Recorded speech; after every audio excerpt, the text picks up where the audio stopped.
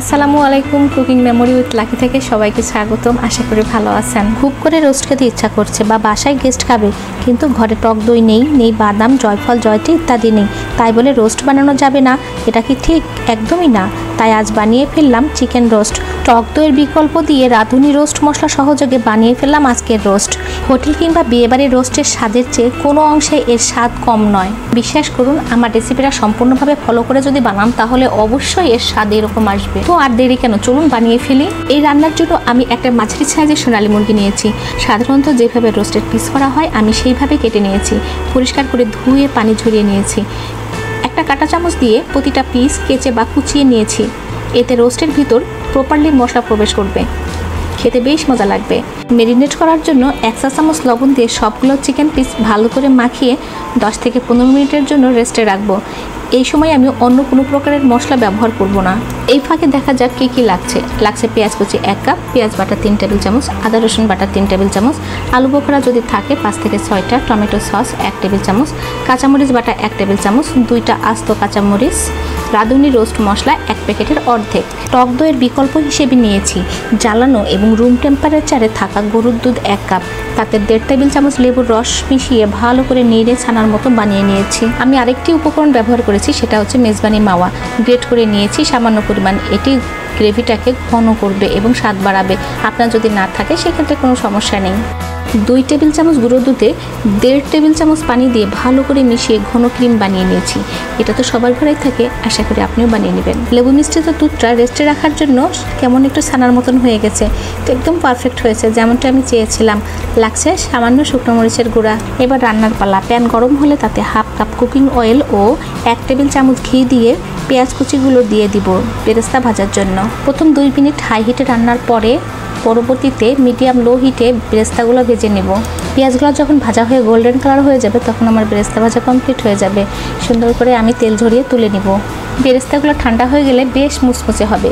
এই অবস্থায় আমি সামান্য চিনি দিয়ে ভালো করে মথে নেব, এতে বেরেস্তার স্বাদ দ্বিগুণ হারে বেড়ে যাবে। ওই তেলে চিকেন পিসগুলো এপিট ওপিট করে ভেজে নেব। প্রতিটা পিঠ 2 মিনিট করে ভাজবো মিডিয়াম হিটে। বেশি সময় নেব না বা কড়া করে ভাজবো না, এতে চিকেন শক্ত হয়ে যাবে এবং এর সফটনেস এবং জুসি ভাবটা চলে যাবে।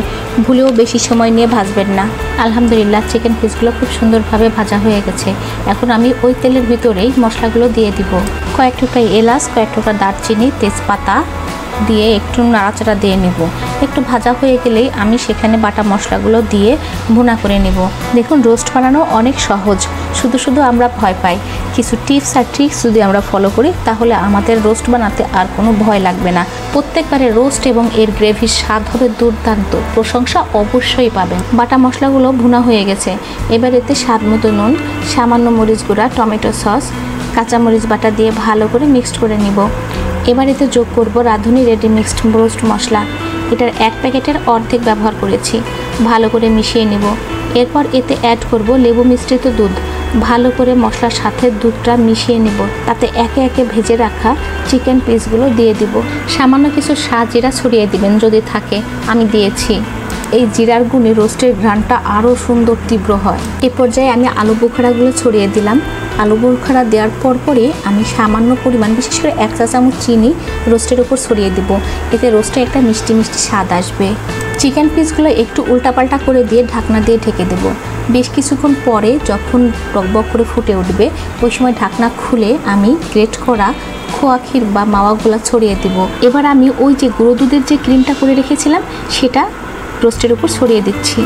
এবার রোস্টগুলো ভালো করে উল্টিয়ে পাল্টিয়ে দিব যেন ক্রিম গ্রেভির সাথে একদম ভালো করে মিশে যায়।